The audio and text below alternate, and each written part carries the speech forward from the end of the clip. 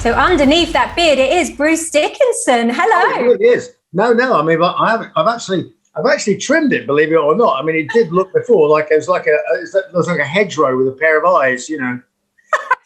You should have left it. I like that. I like the whole bearded look going on. Well, you know, it's really weird. It's some people do really like it. I just grew it to be sort of contrary, and because it was in lockdown and everybody seemed to be growing lockdown beards, you know, I did actually get a haircut because my hair was basically down to the top of my backside.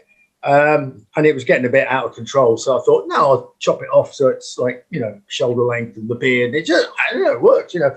I'm not sure whether it will survive till next Donnington, that when we are actually playing Download next year, which is something to look forward to. Next year, more than a year. It's like, you know, a year and, well, no, just, yeah. A year and a few weeks. 1 month, 13 months, yeah. Exactly. So like you said, we are going to have to wait a year to see you headline Download, but I hear that you're virtually going to Donnington this year.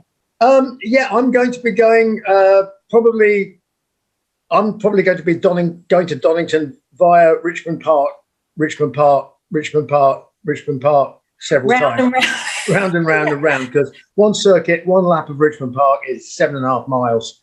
So, you know, do the maths, 185 miles, how many laps of Richmond Park? And to be fair, I mean, Rod, who is determined to turn me into a lycra lout of a certain age, has condemned my current bicycle as being totally unsuitable for such an endeavour. Well, it weighs about 10 tons, you know, so it's a big old lump, you know. It's like entering a 4x4 into a Formula One race. Yeah. He's rented me a super light carbon fibre bike.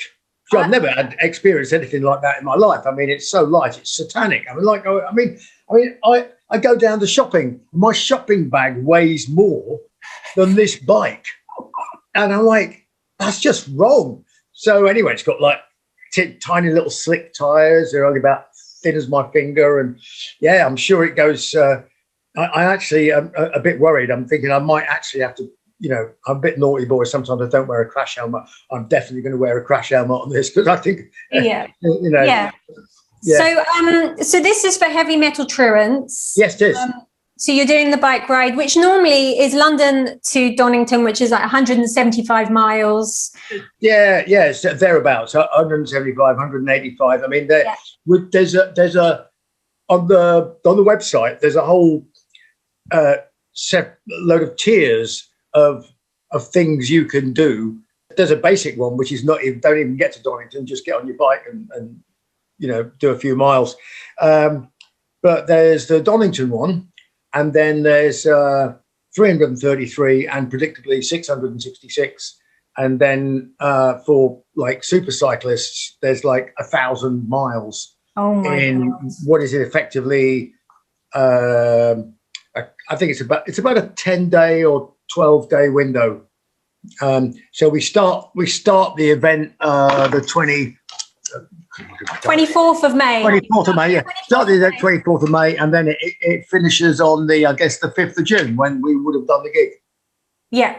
I think it's the 5th or the 4th of June it finishes. 5th or the 4th. I'll take the 5th. Okay, 7, 8, 9, 10, 11, 12 days. I actually did it last year. So I was biking around London. I did the 175 mile one. I couldn't do the thousands. But No, 1,000. I'm not even going to get close. I mean, I'm not going to get it. You know what I mean? So, but you've changed it this year, haven't you? Because you don't have to. You don't have to be on a bike. You can walk, and you can kind of do it anywhere. You can even do it in a gym or whatever. I believe. Is that right? Yeah, you can. I mean, if you want to get on an indoor exercise bike and go nowhere very creatively, then you can. Rod was like, "Oh, you get bored doing that." I'm like, "Well, I might actually, because you do just have to put the miles in." And I think it's more fun doing it outdoors in the park, and Richmond Park's really nice to cycle around. I mean, it's there's hardly any cars, especially the weekend. They're all banned, and it's just full of dangerous grumpy old men in lycra. I've got a pair of cycling shorts. Rod. Oh no! Rod sent me, said, "Oh, give him cycling shorts," and so I've got these things, and I tried them on. I was walking around the house, and I thought, feels like I've sort of done something unpleasant in the back of my pants, I mean, because they've got these huge things attached inside them and all the rest of it. I'm like a combination of, so like I'm not quite Henry VIII with a codpiece, but getting there. That's really funny. I can just imagine you walking around with those on. Well, cyclists all have bandy legs, because when you're wearing this ridiculous item of apparel, which is not ridiculous, I suspect, when you're sat on a saddle for 6 hours, but walking around, of course, your thighs don't meet in the middle, as it were. So consequently, you're walking around like some salty old sea dog that's just come off a boat, bow-legged, all the time. That's why cyclists have such a peculiar gait. Yeah. It's funny you mentioned the bikes as well. When I did it last year, I had like an old grandma bike with a basket, and again, it was so heavy. No, it is. I mean, I could not believe how heavy the bike is, because I cycle into London and back all the time, because I had a new hip install. How about this? Hey, this is like proper geriatric surgery. I had a new hip installed 7 months ago. Nice. Yeah, so I got 5.5 inches of titanium hammered into my leg, and everything, because I've run around on stage and jumped, and I've 40 years of fencing left-handed. It was just worn out. I mean, the last tour was really quite painful. And I put it down to the fact that I, during the last tour, shortly before the last tour, I also broke my Achilles as well. My Achilles tendon snapped. So that's a terrible one to do. It's horrible, isn't it? Yeah, that was 2 years ago, basically. So I got that stitched back together and went out on tour 3.5 months later. So I couldn't actually walk properly or run.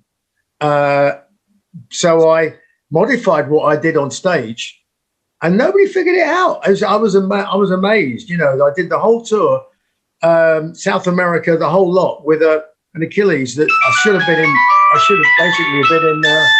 Hang on a minute. Sorry a minute. Look at this. Hang on. Can you believe this phone? Gail Griffiths, Dad, I'm just on a Zoom call. Can I give you a shout back? Yeah, all right, mate. Cheers, mate. Bye. Bruce, that phone is so old school. Good, isn't it? Yeah. So anyway, so I did this, so I ran around but my hip was giving me so much chip, and I put it down to the fact that people would tell me, oh yeah, you're compensating for the other leg and everything else. And I thought, oh yeah, that's it then, right. So then I get back and I start training again, seriously, doing my fencing, point. So I'm doing that. I'm doing some competitions, and it's just seizing up. I mean, and then lockdown happens, and I was doing training during lockdown. I was in Paris in lockdown, locked down properly. You have to get a piece of paper and sign it to go outside, all the rest of it. So I was running up 6 flights of stairs as my exercise, doing that. And we had a little balcony, and I set up a fencing target on the balcony. But it was giving me so much chip. So I went to the hip doctor and said, have a look at this. He went, oh, yeah, it's stuffed, mate. Your hip is osteoarthritis. I went, oh, no. He said, yeah, So I tried getting addicted to ibuprofen and all the rest of it. And it pissed me off so much. I was just like, look, it's not going to get better, is it? He went, no. I said, well, it's October. When the safety car comes out, Hamilton goes in for fresh tyres. So let's do it now in October, because I might have a tour next year. Little did I know. But you just, being the eternal optimist, the best thing I've done. So I'm now with my new hip going to do this bicycle thing. I'm back training fencing again it just is. It's absolutely incredible. And I've been doing physio and doing weights that I haven't done since I was 16, 17 years old. You know, I'm squatting 100 kilos, and you know, I mean, it's mental. You know what your body can do. Yeah. Oh my God. So in a weird sort of way, it's been great for you to take that year to kind of recoup and get yourself all back to full working order. Yeah, I mean, you know, what's the silly, daft expression? You know, life throws lemons, make lemonade. So when lockdown got thrown at me, I started doing whatever brain thinking things I could do and coming up with ideas and all kinds of stuff. And of course, we've just done the new beer with Brewdog. So that didn't just happen overnight. That was all ongoing. And there's a whole load of other things in the pipeline, which all came to fruition during lockdown, and which will all now gradually, you know, roll out. I hope much to the delight and interest of rock fans everywhere. Okay, yes, exactly. We can't wait for it to all start up and we can go out there and see some live music again. Just quickly getting back to the Heavy Metal Truants, where can people sign up for it, website and stuff like that?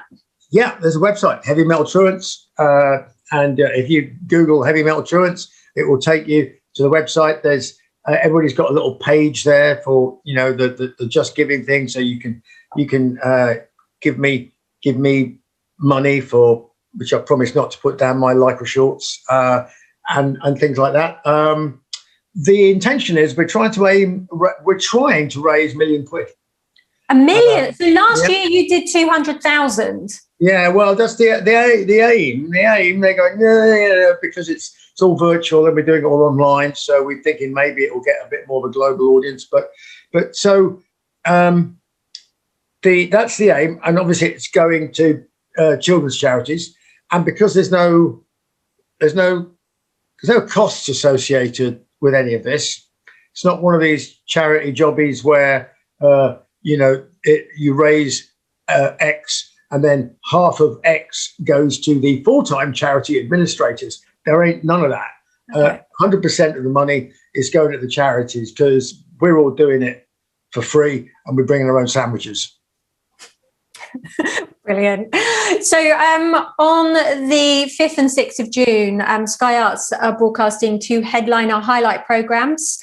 And obviously Iron Maiden have headlined a few times, so you're in the show. So I'd love to go down memory lane with you and relive some of your Donnington memories.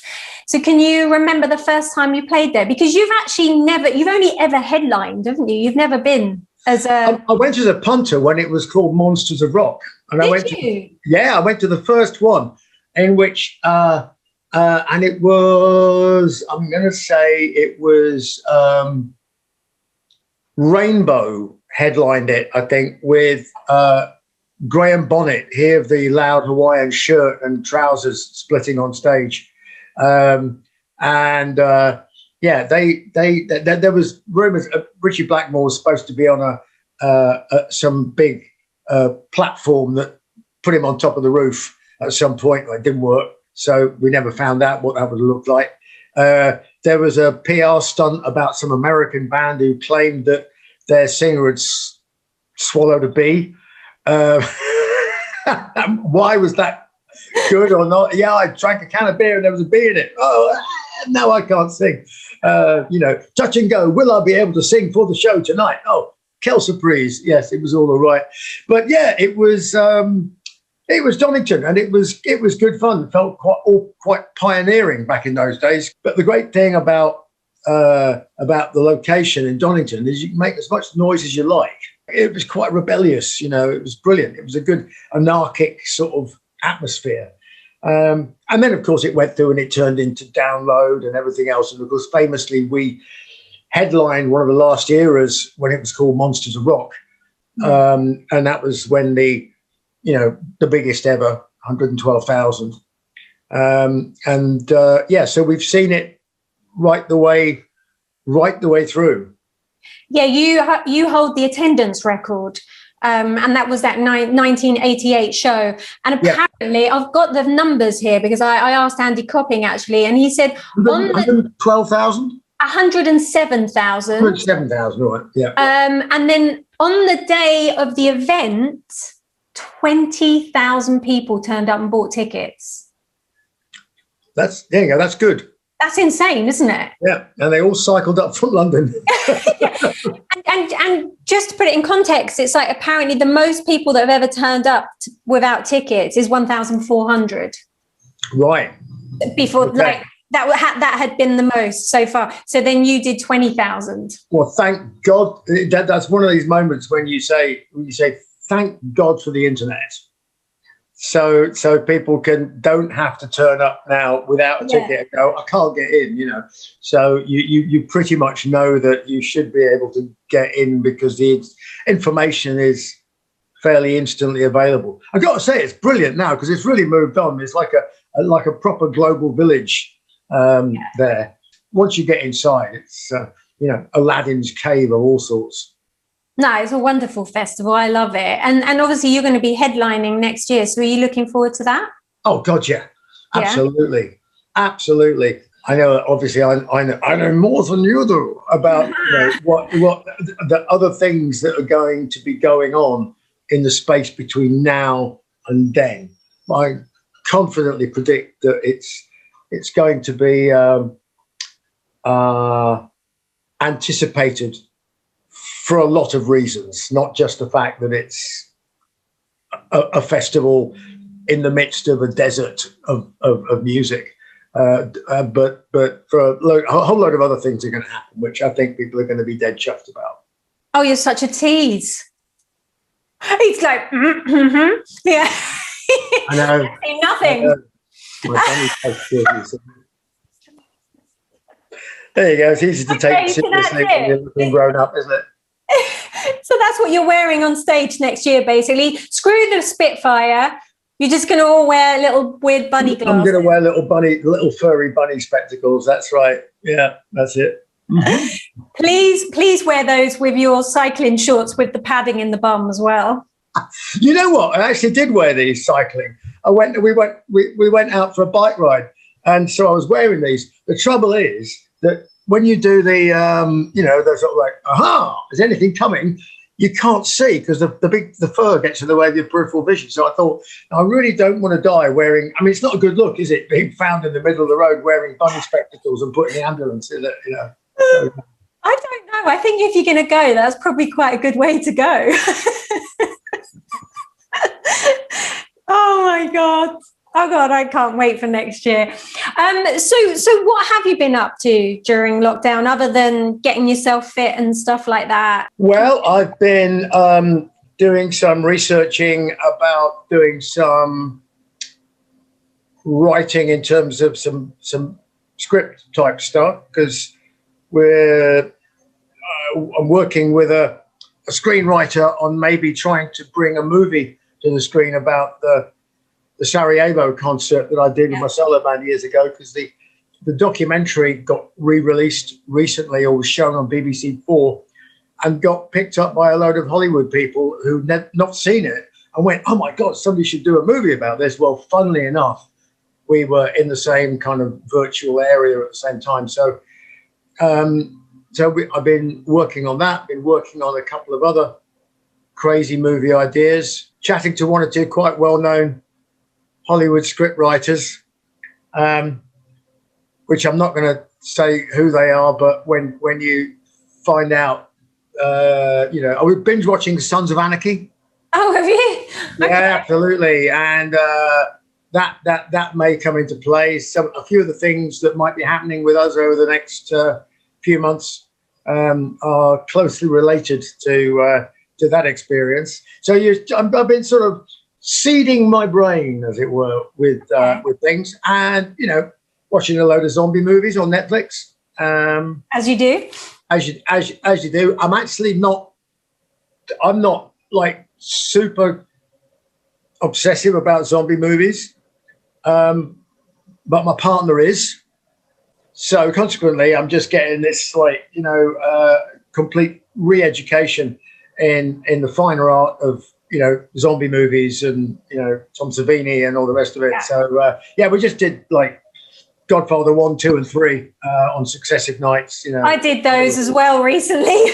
So good. So good. I know, they're fantastic. They are. Can we talk more about the movie? Because I loved the Scream for Me Sarajevo documentary. I loved that. So what we're doing in terms of the movie is the movie has to follow a slightly different structure. We are basing it on the events, but it's not going to follow exactly where the documentary goes. And it's also not going to be about us as a band. We are the catalyst that makes a whole load of other things happen in the film. And you're following other people who are characters. Okay, they're fictional characters, but they're kind of composite characters based on the experiences of a lot of people and some of the stories that I heard when I was there. And that's the idea. And you'll follow those characters through the movie. The grand coming together is the concert. But that's the excuse. Obviously, there'll be some stuff where you follow the band, and clearly I can't be in it because I'm too old to be me, in it, and it wouldn't be right in any case. You need somebody who can actually act. But so that's the really broad brush thing. I don't want to go into it in any further detail than that. We're quite a long way. It actually writes. It acts the narrative of it. I think actually works really well, and at the moment we're down to a large wall in an office with lots of post-it notes all stuck on a timeline. Okay, so that's where you are with it. So we're there right now. The next thing is going to be to write a couple of page treatment. Then the next thing is going to go to a first draft, but we're, the guy I'm working with, Sasha Gervaisi, he's got a variety of other projects going on at the moment. I mean, he's worked with, he's done movies with Spielberg. He's working with Disney. He's directing something this autumn. He did the Anvil movie as well. He did the Anvil. That was his big break, if you like. Wasn't it? Yeah. And I'm amazed the number of people that know that documentary. Really?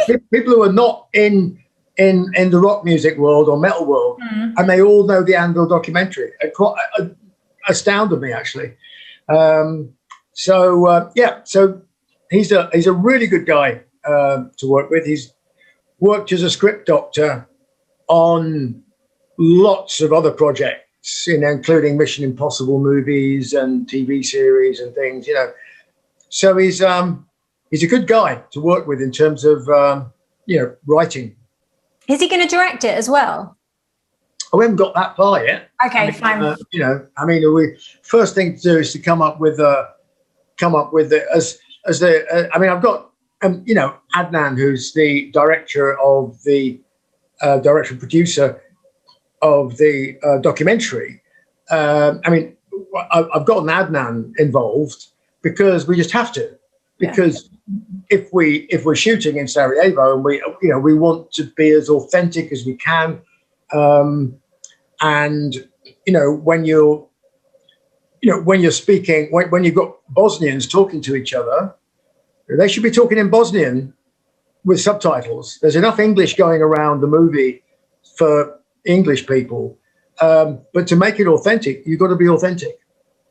I agree with you. And you know what my pet hate is when you're watching a movie, when they don't subtitle it, but they give them an accent and they speak in English. It's like, oh, for God's sake, we can all read, just subtitle it. Yeah, exactly. And you get the inflections. I mean, obviously, because my partner's French, so I end up watching things in French, and often they don't have English subtitles because they're made in France. So you have to take, the subtitles for the hard of hearing, because they don't do a subtitle for French people in France. but they do if you're hard of hearing. So, which I probably am anyway after all these years. So there's a great series. I recommend it. It's called the English version, and it is subtitled in English. It's on, I think, it's Netflix. Great series. My Agent. Yes, I love that. I loved it. I absolutely. Oh my God, I devoured it like in about 2 days. I didn't sleep for 2 days. I was just like. Yeah, it's absolutely amazing. And of course, we're watching whatever it was, series 3, but we were over in Paris, so I'm like watching series 3 in French, but with the French subtitles, and it doesn't make a lot of difference. I mean, I speak crap French, but like high school French, basically. But it's enough to get around. You get the jokes. I mean, it's brilliantly well done. It's fantastic, and every episode has a famous French actor in it. Oh yeah, it's brilliant, and it's great how they get them to play themselves. And like Monica Bellucci, she's a man eater. She's quite a character in it, and yet she's playing herself. So it's quite cool. I mean, I wonder. I mean, I just wonder if somebody's going to do that for the music business. I mean, call my agent for the music business. That would be interesting, wouldn't it? There's an idea. There is an idea. Speak to Sasha. Speak to Sasha. Yeah, like we need more things to do. Yeah. Oh my God. Well, listen, Bruce, it was absolutely lovely to chat to you. And I guess it's a case of get on your bike. On your bike, and then on your bike, we've just launched Hellcat. So by the time if I cycle over to America, I can have a pint of that. Exactly. Yeah. Well, it's always great to see you and chat. Yeah. So I mean, the last time I think we chatted was at that beer event, and I interviewed you when you were launching. Was it Trooper? It was the second beer that you had out. What was that called? Trooper was the first one, and then Red and Black. Yes, I think it was. It was it was Red and Black, because we were like, oh, what should we launch next? And the American import company went, oh, do an Imperial Stout. Oh, Americans love Imperial Stout. We went, yeah, okay, why not then? Yeah. So we did an Imperial Stout, Red and Black, and that worked. And then we followed it up with Hallowed, which was the Belgian hybrid. And we've got this new brew, Hellcat, but also. I come back to my life, but apart from the original Trooper, my definitely proudest go-to beer of the Trooper family is Sun and Steel. Because I mean, just to do a lager which has got something truly individual about it, it's quite difficult to do, because most lagers are kind of like, they're all a bit similar. At least they taste that way to me. So to do something really different with a lager was really exciting, and it was a right pain developing it. It took 2 years to develop how to do a double fermentation with sake yeast of a Crystal Pilsner lager to make it taste the way it does. And but it takes 13 weeks to brew it. So expect interesting things with Sun and Steel. I can say no more. No. You're going to get us both in trouble. Yeah. Right. Well, Bruce, it was really lovely to chat to you again. Take care of yourself, and I'll see you in Donnington, I guess. I'll see you in Donnington as well.